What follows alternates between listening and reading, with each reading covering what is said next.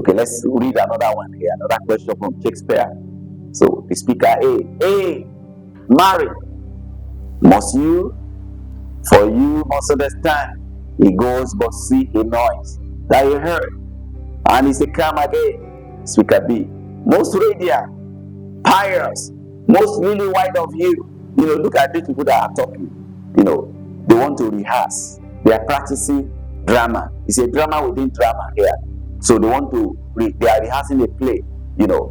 So most lily white of hue, of color, like red rose, of triumphant briar, most briskly juvenile, an egg, most lovely Jew, as true as hers, that yet will never tire.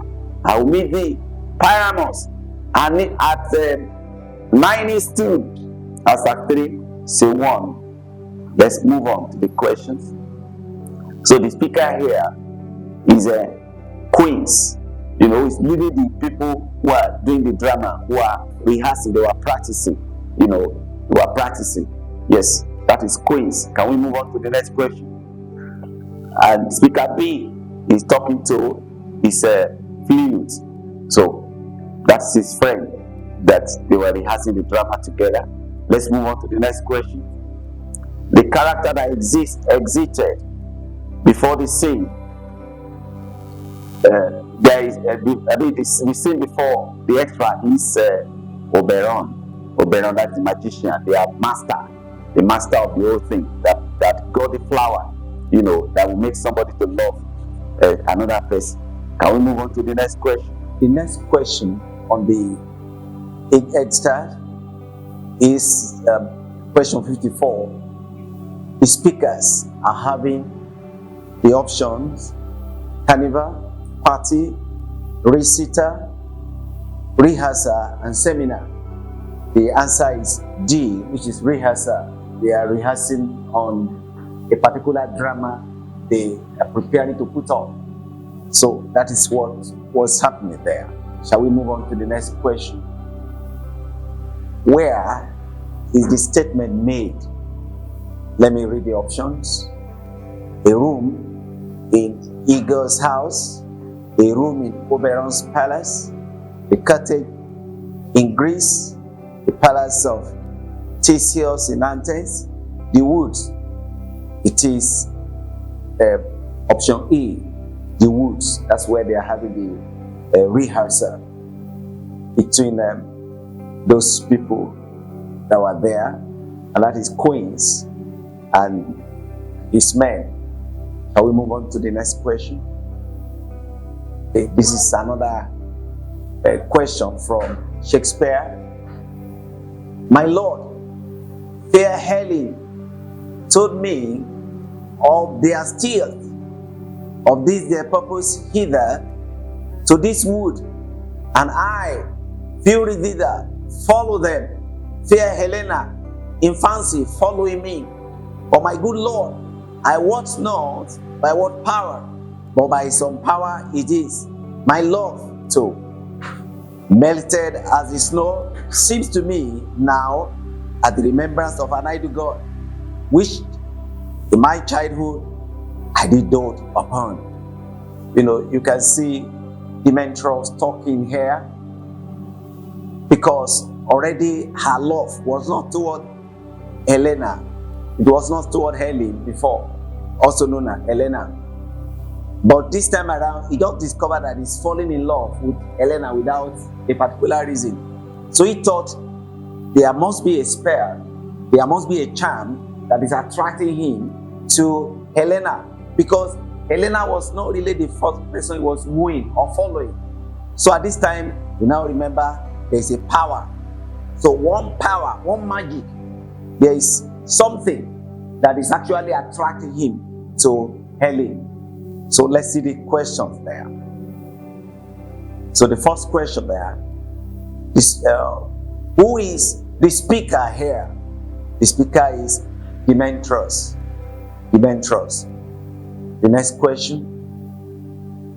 The addressee, who is he addressing here?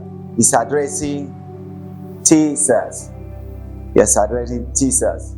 And that's his the man who is actually the Lord, or you can call the Duke, of the land. Shall we move to the next question?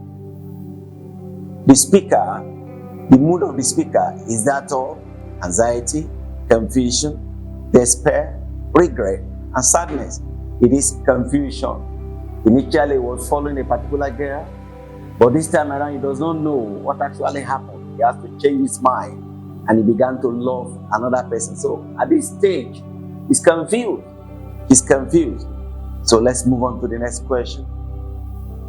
So which of the following characters is not present in this scene? Demetrius is there, Aegeus is there, Lysander is there, Oberon is not there, and Jesus is also there. It's Oberon. Oberon is not there. Oberon is the one that actually behind the magic. Is the one behind the magic. Is the one that is casting the spell, using flower to put upon their eyes so that they can love. The flower of love is the one that is behind it. Shall we move on to the next question? They still refer to, in the extract, is to steal, just like stealing something. I want to steal. I want to take you away. To steal. So, Hamia's plan to run away with Lysander, and that's exactly the answer. Plan to rob, no. Be careful. So the answer is Hamia's plan to run away with Lysander. They want to run to the wood. Since they love, rather than Demetrius loving Hamia, is no longer loving. Initially was running after Hamia, but this time around, Lysandra is the one to marry Hamia. Why Demetrius will have to go and marry Helen, that is Helena. Shall we move on to the next question? Limerick. Limerick is a type of poetry. So it is on a style, humor, where it's humorous, irony, and 7 line. The only problem there is not 7 line. So it's not a 7-line poem. So the answer is not A. Formal, an elaborate style, and humor. It is not formal, it is not elaborate, or it is humorous. That's not the answer. Humor, rhyme scheme, and 5 line. That's exactly the question. It's a humorous poem. The rhyme, so the rhyme pattern is always there, and it's always a 5-line poem. So let's move on to the next question. The process of creating characters and endowing them with certain attitude is, let's look at the options: action, character, characterization, dramatic specimen. The answer is C, characterization. You see a writer who just write a particular play, he will give a name to a particular person, and that person, he will give a role. This is the way, probably a policeman, and this is the way a police would do. So he creates another character, give a name, to the person, and also the role of that particular character. So in that case, it is called characterization. Shall we move on to the next question? So this question is based on, okay, let's look at the question. So from bats, creatures that hang themselves up like an old rag to sleep, disgustingly upside down. That's a characteristic of a bat. Dirty animal, according to what we are reading here, he said disgusting.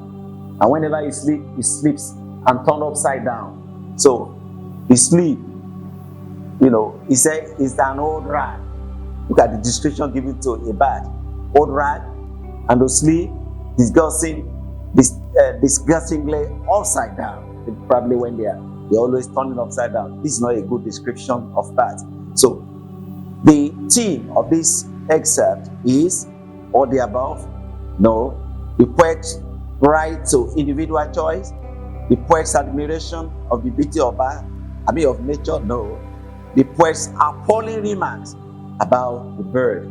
That's exactly the answer.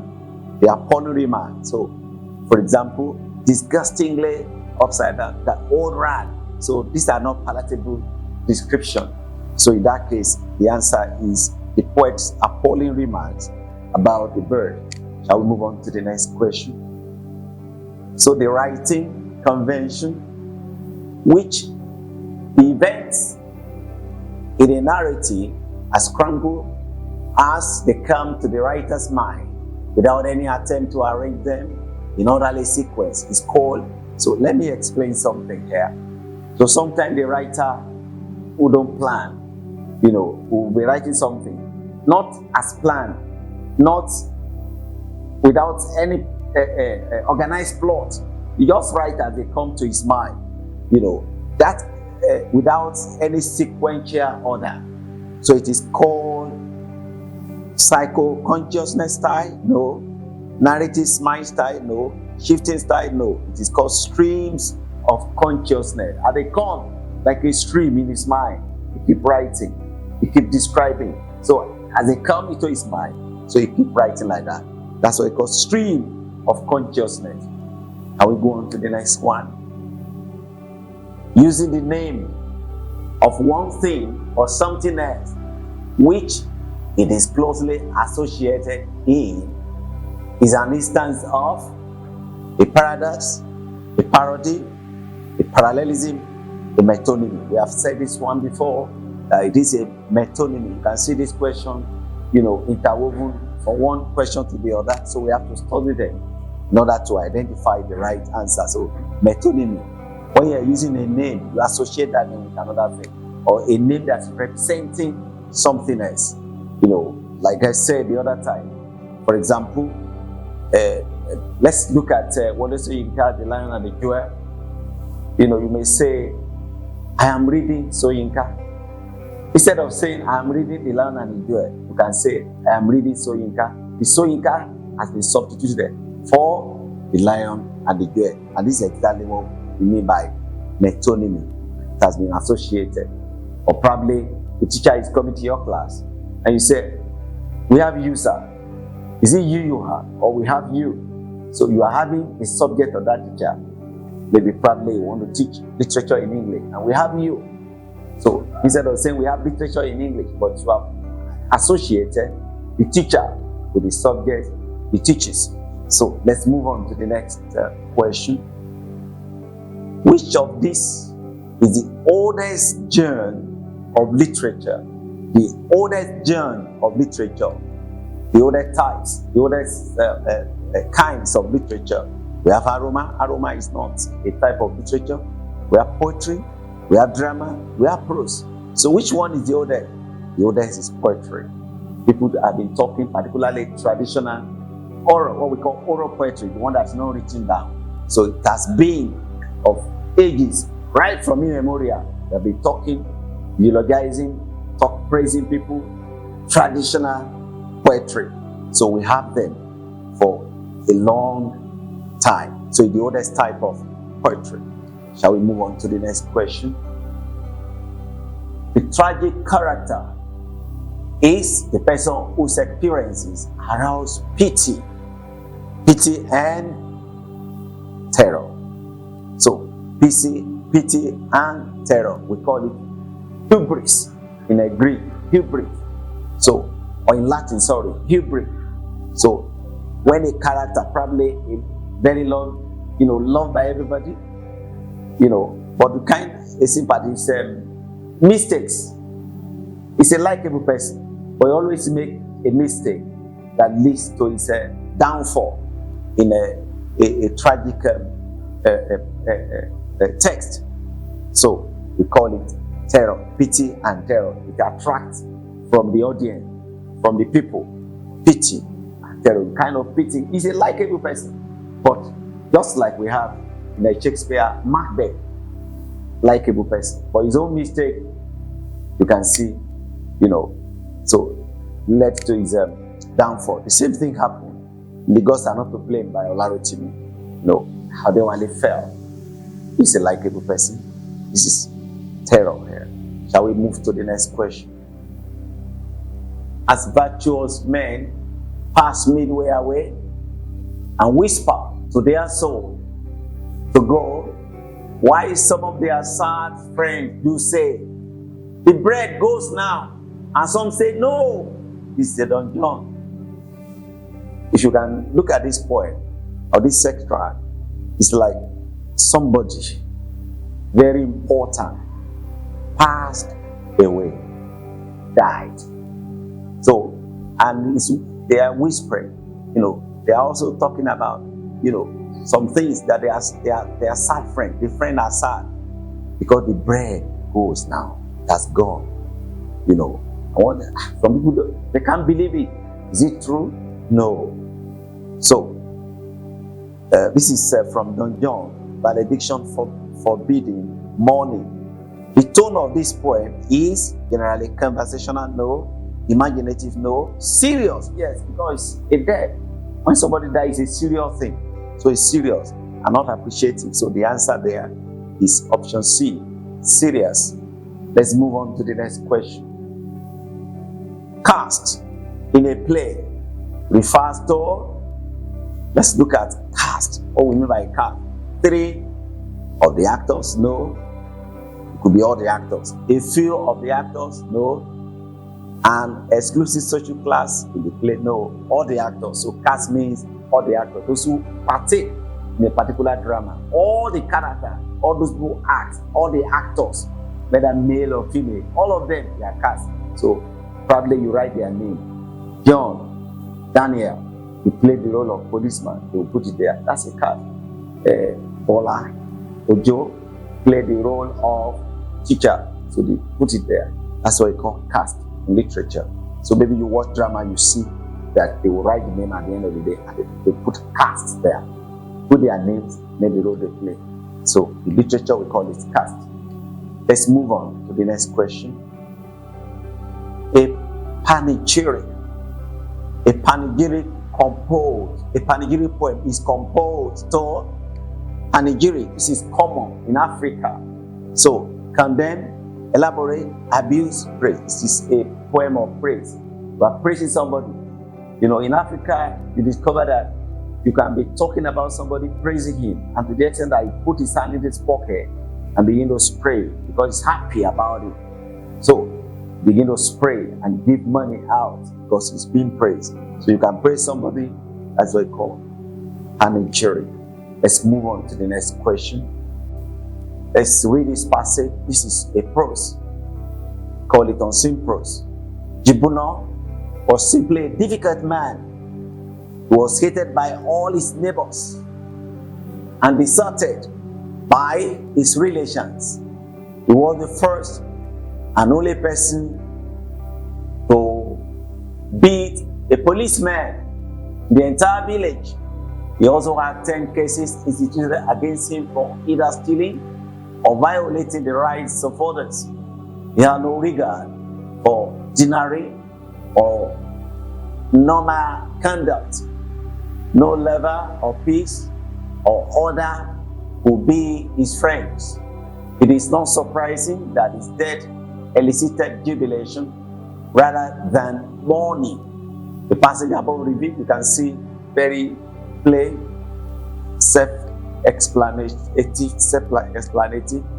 So let's look at what the passage is all about Jibuno. So Jibuno symbolizes what?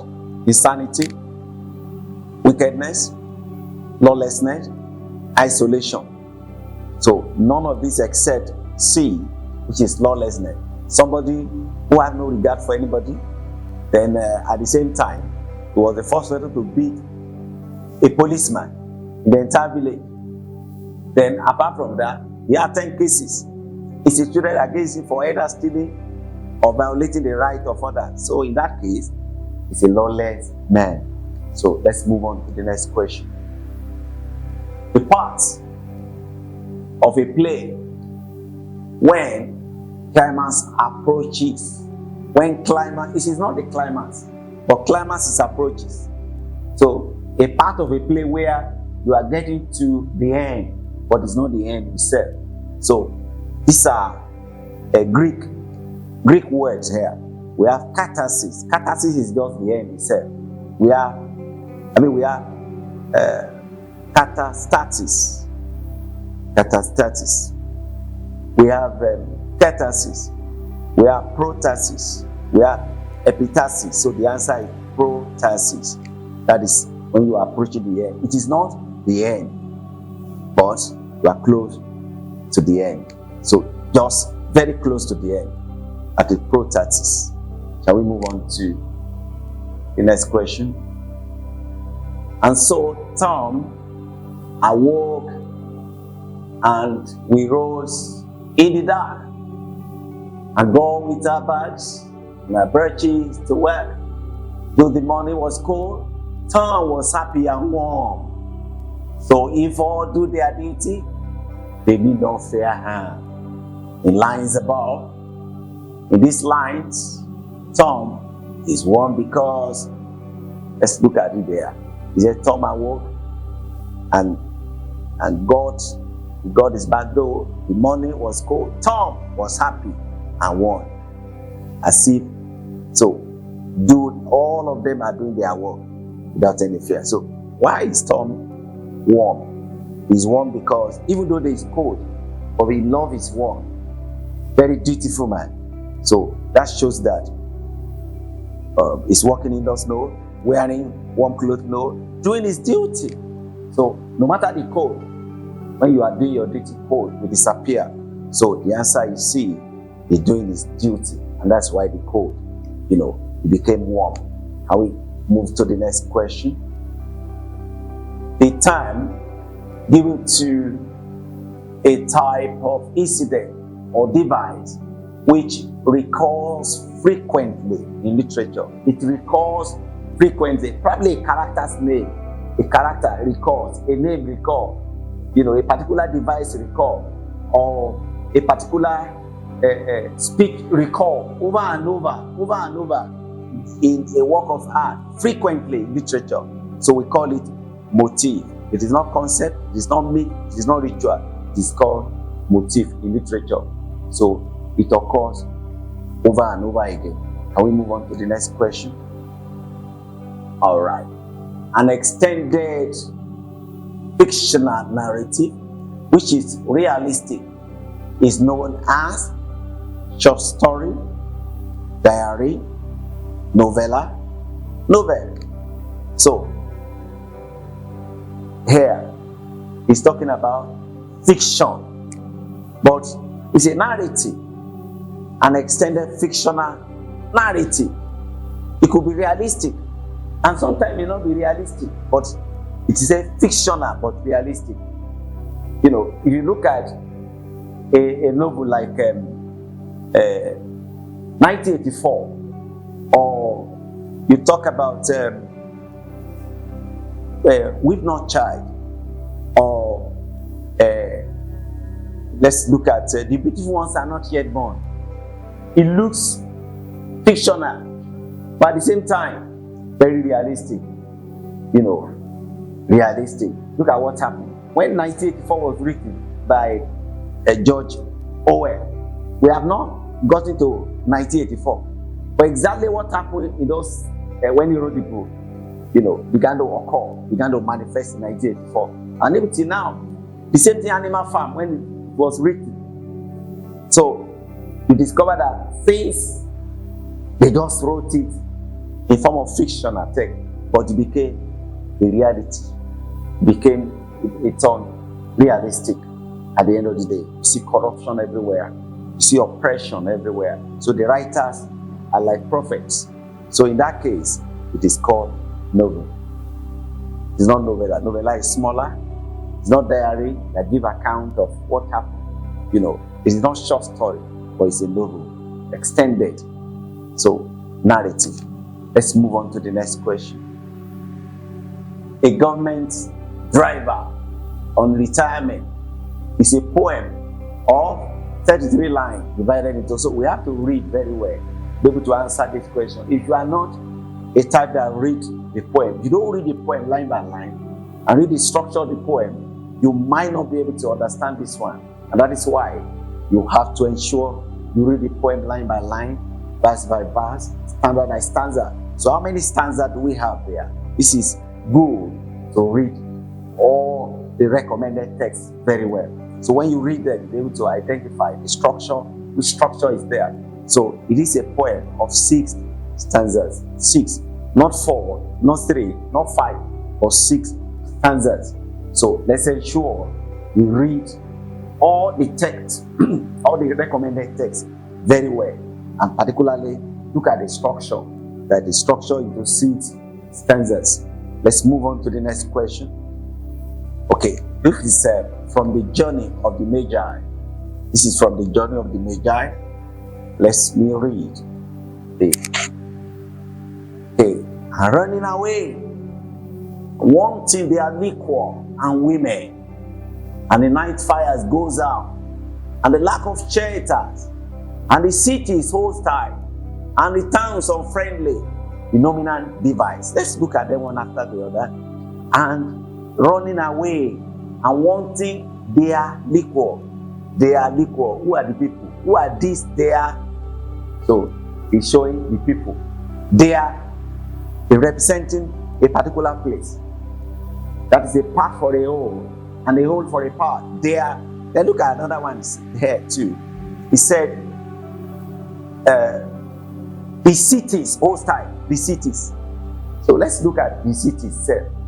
Who is called the cities? The people. He also said the towns are unfriendly. The towns.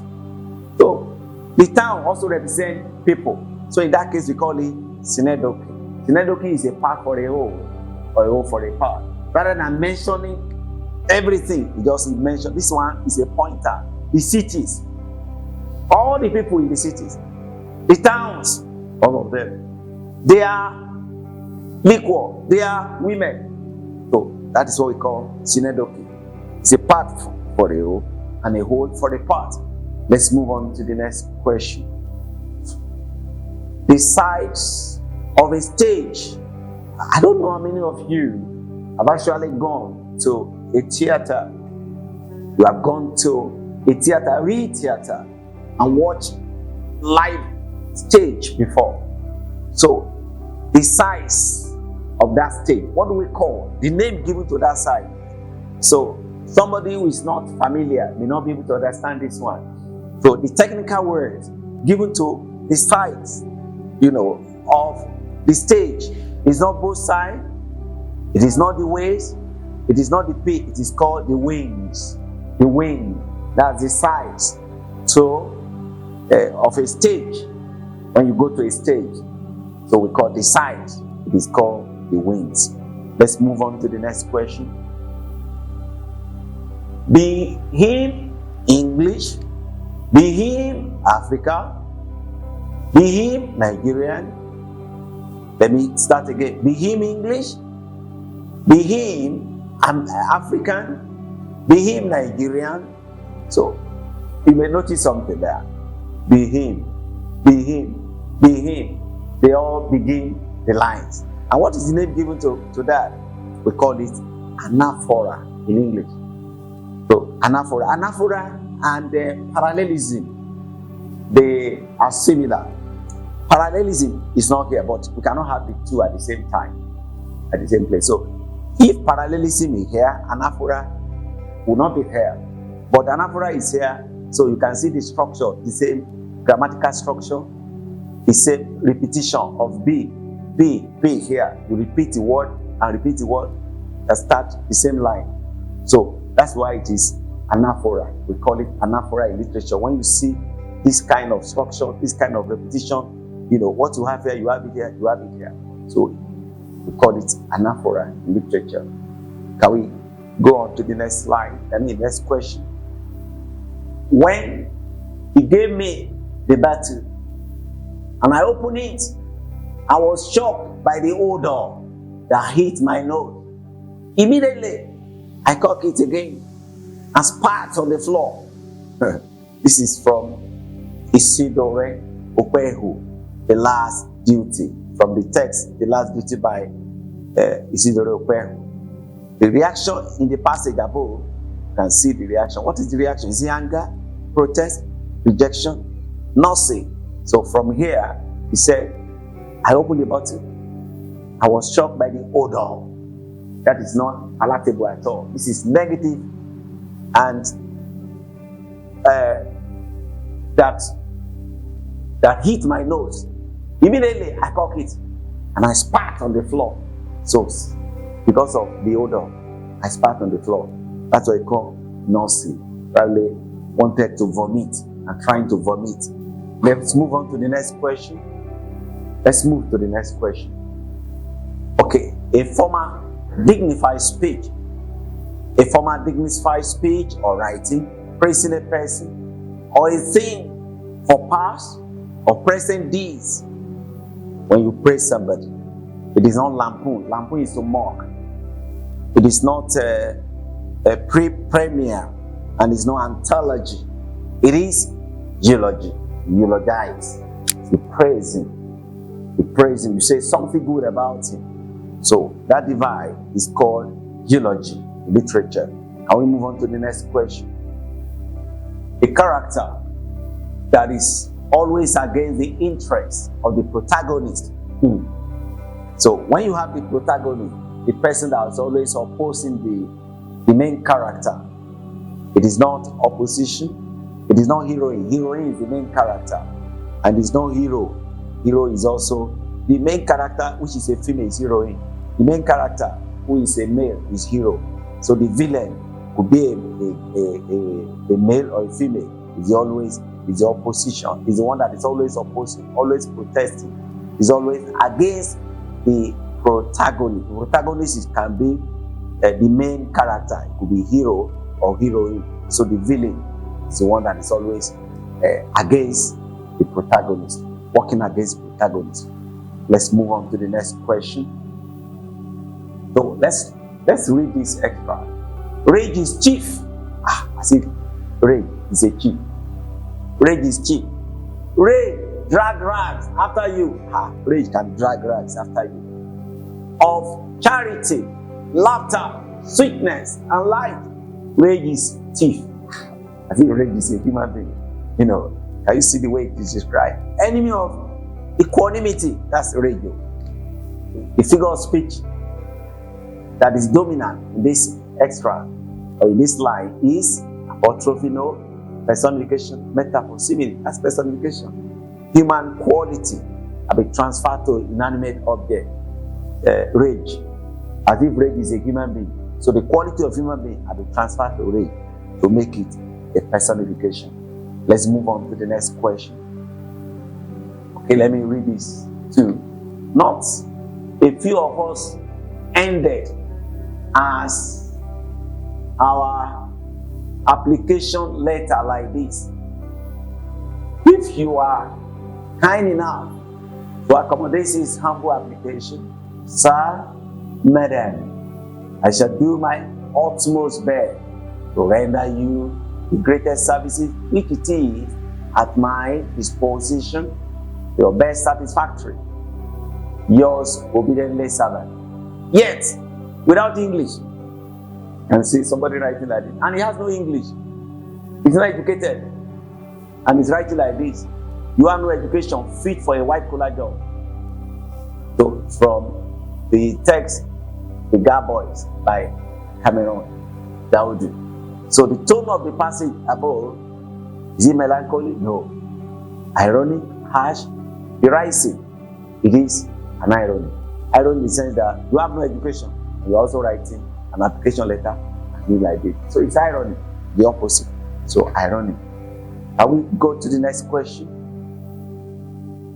A trilogy is a set of 3 one-act drama written by related authors. No, it looks like that, but that is not the answer. A trilogy is a person that writes, series, a book. Probably the same character he used in 1, he also used them in 2, he also used them in 3. It's like a series like that, but the same character, series 1, series 2, it does not change the character. He still mentions them one way or the other. So that's what we call trilogy. So it is not a series of related stories divided into 3 equal parts.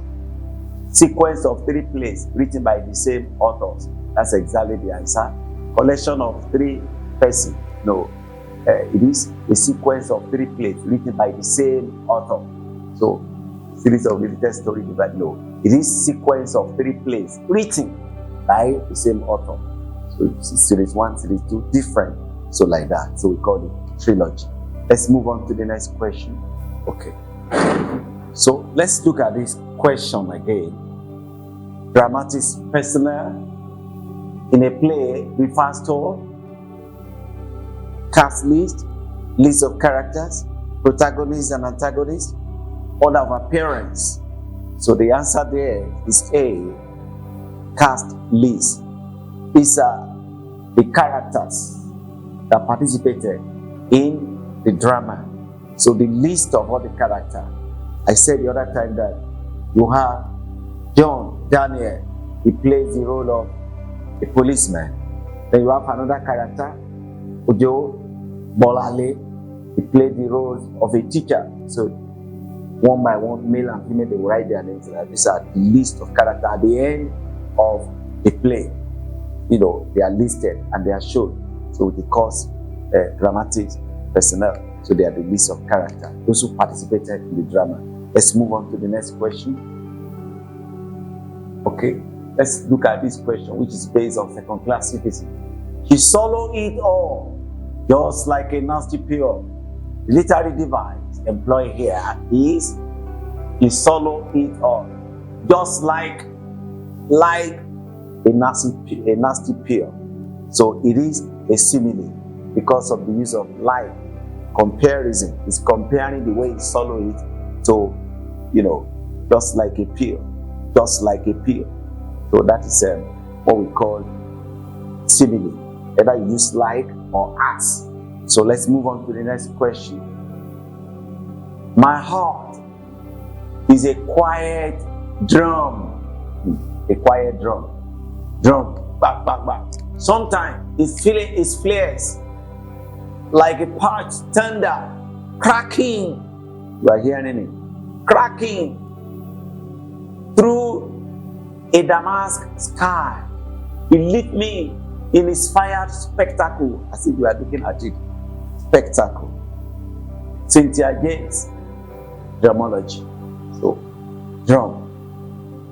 So, the imagery in the excerpt above is largely olfactory and visual. Olfactory smell. No, it is not so. We did not smell anything. Although we can see a kind of visual there. You can see, he said, you can see something. Sometimes it flares. It lit me to the sky. So I see you as spectacle. So what you are seeing, but it is not olfactory. The auditory and visual, that's correct. We can hear it. I can hear the drum beating, quiet drum. So, and also visual. So the answer is B. It is not tactile. So it is not olfactory. So we have said that. So the answer is auditory and visual. That's the image you can see there. You can hear the drum. You can see, can see something lifting to the sky. So that's the image created there. The picture that we can see there is that of the image of auditory and visual image. Let's move on to the next question. Okay, let's look at this one. She wanted to split herself, but she checked herself. Get dressed, she said to herself, earnestly, get dressed and let's go. Look at the way she's saying with authority.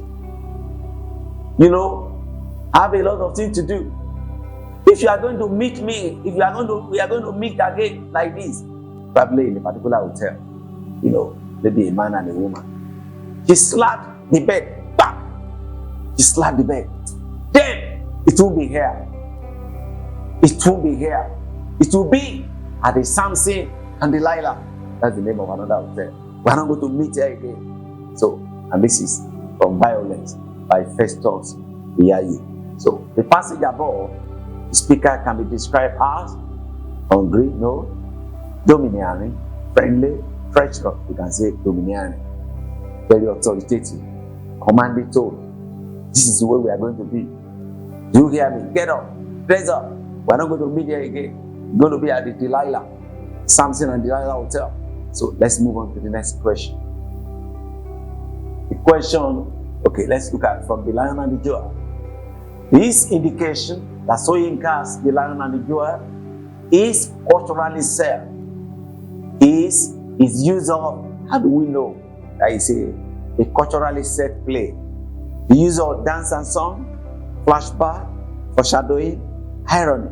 It is because that it is cultural. So we can see dance there. How Sadiq could dance is very well. And all the women were dancing, and Sidi particularly. So, and even Lakule dance. And the song, there are several songs, Yoruba song. They sang a lot of songs, the women, during the wedding, during the marriage, between Sidi and Baroka. And at some other time when they were mocking, they were mocking Baroka when Baroka went impotent. And different type of songs and dance there. So that is exactly what happened there. Culturally set narrative. So through the use of dance and song, the Lion and the Jewel is culturally set play. So let's move on to the next question. Okay, so let's look at this question, which is on The Leader and the Led, a poem like Leader and the Led by Niyo Shundari.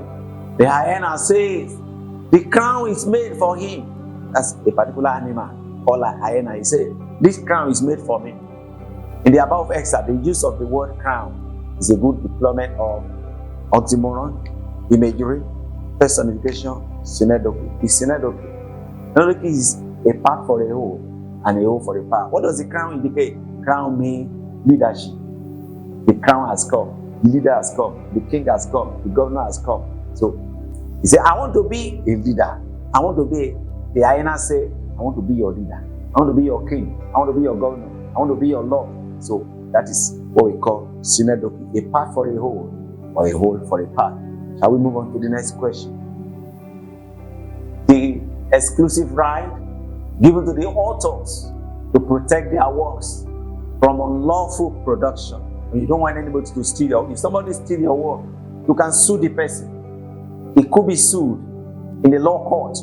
So what is that exclusive right given to an author to protect his work? So it is called a copyright. A copyright. It is not an authority to write. It is not an author's right. It is not a constitutional provision. It is a copyright. So that is the kind of right given to an author, to sue anybody. So nobody can produce or reproduce any work without the permission. You have to take permission, and that's why we normally have references. When you write something, you refer. This is not my work, but I have been able to borrow, through so and so person. You acknowledge the person. So that is what we call copyright. So can we move on to the next question? Okay, the narrative style in which the hero tells his own story directly, which is called first person. You can say I, we. The plural of I is we. So you can begin to tell, I was. Some years ago, when I was, you can tell your story by using what we call first person narrative technique. Second person is you. And when the third person is he, she, they, you refer. So, and that's what we call eye of God narration, or what we call omnipresent, or omniscient rather, omniscient, or some people can call it omniscient, or you can also call it omniscient. So you see it everywhere. So can we move on to the next question? All right, let's look at this line, a poem. Okay, lineation. Lineation refers to the arrangement of lines in a verse form. Can you see the word lineation, lines? The grouping together of a number of units of rhythm, no. The units in the rhythmic structure of a verse, no. The tracing family descent of people in verse, no. This is the answer. The arrangement of lines in the verse form, line by line of that poem, is called lineation. In literature, in poetry, we call it lineation. Can we go on to the next question? All right. The subject matter of a literary word. Another name for subject matter is the theme, the core, the gist, the subject matter. What is the core? What is the focus of the author? So we could have several things. So, but another name, or what we call the subject matter, the focus, the attention of the author, is what we call the theme. So there is no work of art or no literature work or no text without a theme. What is the theme? What is the poem or what is the work all about? What is center point? What is in the mind of the author? So you can begin, the reader can begin to, bring out the themes around a particular work of art. Let's move on to the next question. Okay, the structural arrangement of unit of composition by which one element of equal importance with another is similarly placed is called. So I've explained the other time when I talk about anaphora. And let's look at what we call, this one is called parallelism. It's a structural, it could be in structure, maybe grammatical structure or word structure. At least, in the first line, you have a structure that equal to that of second. I even get to the third if possible. So when they follow each other like that and they are of the same, we call it parallelism. That is what we're trying to say here. It is not repetition, it is not paradox, it is not refrain, but it is parallelism. The other time I said it is anaphora. So when you have that kind of structure, so it is parallelism. Let's move on to the next question. This question is based on Caged Bird. It's a poem, Caged Bird. For the caged bird sings of freedom. The caged bird, something caged. If you are caged, can you be singing of freedom? So the poetic device used in this expression is metaphor, irony, hyperbole, paradox. So the answer is metaphoric. The caged bird, singing of freedom. If you are caged, you can't be singing of freedom. So the question is, the answer there is, okay. Yeah, it is not tomorrow, it is metaphor. It's metaphoric. This is a metaphoric expression. Something that is in trouble. So let's move on to the next question. Let's look at this extra. Will college make you a better Olokun priest? Will college, going to school, make you a better Olokun priest? Will it make you serve our ancestors better? Look at the structure. Look at this structure. Will, a question in that. Will, and it started with will. Another one say, will college make you a better Olokun priest? Will make you serve our ancestors? That is Olokun. Look at me. Everybody strong-hearted priest of Olokun. Did I go to college? By Crazy Osifo, this year. This is can you see the rhetorical question? The rhetorical question is asked here, is also asked here. So, the literary device used in this passage is what we call onomatopoeia, parallelism, metaphor, simile. The answer is parallelism. I've just explained now. Look at here. Started with will, and the same structure, question mark, from each of the two. So that is parallelism. Let's move on to the next question. The question is based on the radar and the treasure trove. To fly, flags of joy. Two figures of speech used there. Flags of joy. You don't flag when you are in sorrow. So when people are celebrating, when they have a victory, they put up flag and they begin to say, hey, they were happy and they can dance around with their flag like this. During independence, they stand flag. When you see the Nigerian football team, they go outside to perform very well. By the time they're coming back, they bring the flag because they have won. Or when they are cheering up, they are flagging. Or if they are beating, all of them will put their flag down. So that is a sign of celebration, a sign of joy. So what type of, Two figures of speech are used here. Let's look at them. Alliteration and personification. No, we see alliteration there. Fly, effect. Alliteration, you can see consonant start here and not here. That is correct, but it is not personification. Onomatopoeia, simile, no. Metaphor and alliteration. That's exactly. You see metaphor. It's metaphoric in the sense that flag of joy. So it shows you flag as if you are joyful, like people are rejoicing. So the answer is metaphor and alliteration. Let's move on to the next question. Okay, let's read this one. Women of my land. Okay, it's based on women of my land. Okay, they sang in the fallen fields about their lives, songs of how they plowed the terrain of their landscape, for memories of lyrics lost in the verse void of time.